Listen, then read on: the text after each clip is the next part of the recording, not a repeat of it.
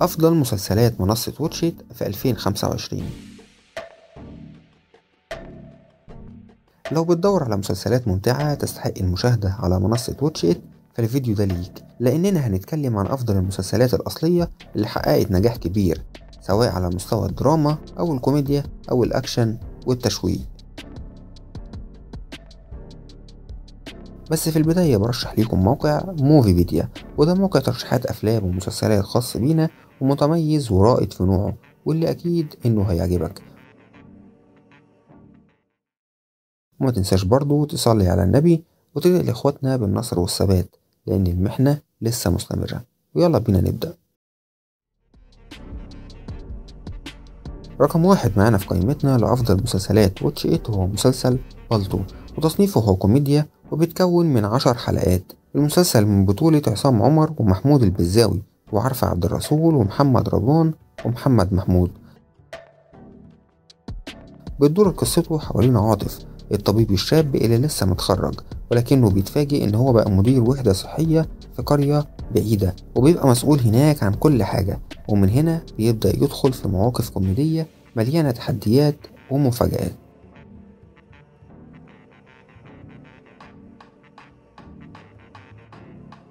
ورقم اتنين معانا هو مسلسل 6 شهور، وده مسلسل كوميدي بيتكون من 10 حلقات ومن بطولة نور النبوي ونور إيهاب ومراد مكرم وفريدة رجب ومجدي بدر.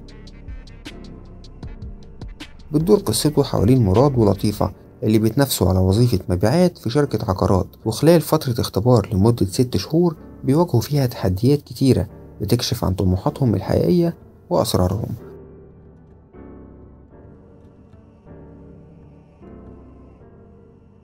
ورقم 3 معانا هو مسلسل ريفو، المسلسل ده تصنيفه دراما وبيتكون من 10 حلقات ومن بطولة أمير عيد وملك الحسيني وتامر هاشم وصدقي صخر وسارة عبد الرحمن.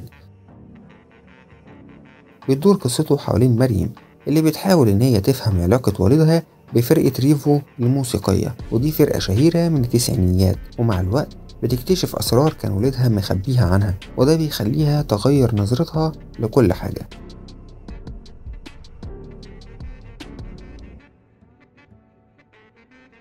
ورقم 4 معانا هو مسلسل حالة خاصة، وده مسلسل درامي بيتكون من 10 حلقات ومن بطولة غادة عادل وطه دسوقي وهاجر السراج وحسن أبو الروس ونبيل علي ماهر.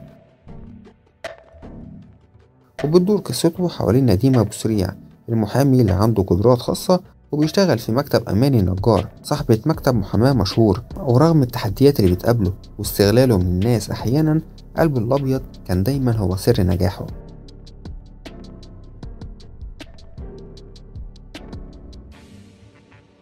ورقم 5 معانا هو مسلسل تحقيق، وده مسلسل غموض وجريمة وبيتكون من 12 حلقة ومن بطولة أحمد مالك وخالد أنور وعلي قاسم وطارق عماد وهدى المفتي ومي الغيطي. بتدور قصة المسلسل حوالين رواية غريبة بتستفز 5 أشخاص لارتكاب جرائم علشان يحققوا التوازن في حياتهم، وبتركز الأحداث بشكل خاص على هشام اللي بيبدأ يقرأ الرواية وبيحاول يفك أسرارها، ولكنه بيقع في رحلة مليانة مغامرات وأسرار غير متوقعة.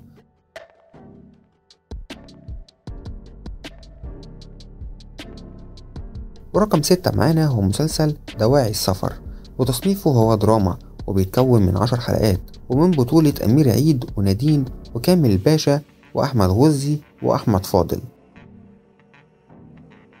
وبتدور قصته حوالين إبراهيم اللي عايش في خيال واسع، ولكن لما بيلاقي نفسه في أزمة وبيقرر إن هو يغير حياته بمساعدة جاره الشاب علي، وبتبدأ حياته تاخد منحنى جديد مليان تحديات.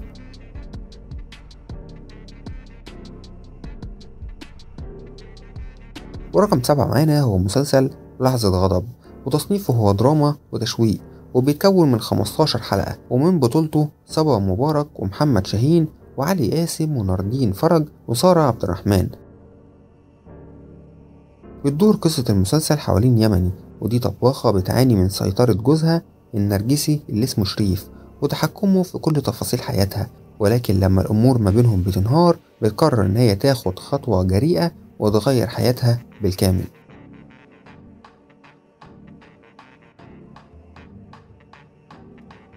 ورقم 8 معانا هو مسلسل على باب العمارة، وتصنيفه هو كوميديا وبيتكون من 10 حلقات. المسلسل ده من بطولة حاتم صلاح وآية سماحة ومحمد رضوان وريهام الشنواني ومحمد محمود وعزة لبيب.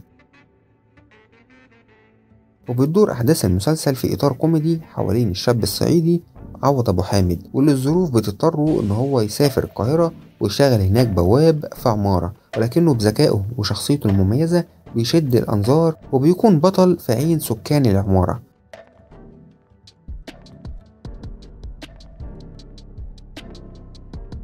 ورقم 9 معانا هو مسلسل شديد الخطورة، وتصنيفه هو أكشن وبيتكون من 7 حلقات. المسلسل ده من بطولة أحمد العوضي وريم مصطفى ومحمود حجازي وخالد كمال ورياض الخولي.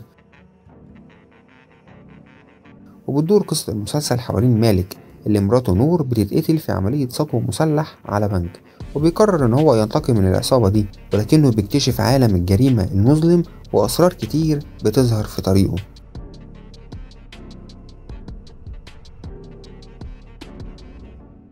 ورقم 10 معانا هو مسلسل كشف مستعجل، وتصنيفه هو كوميديا وبيتكون من 15 حلقة. المسلسل من بطولة مصطفى خاطر ومحمد عبد الرحمن وهنادي مهنا وإلهام وجدي ولافينيا نادر. وبتدور أحداث المسلسل حوالين الدكتورة سهام اللي بتقابل مريض غريب جدا وبيكون قاتل محترف، وبعد المقابلة دي حياته بتتغير وبيخوض معاها مغامرات مليانة جرايم وإثارة.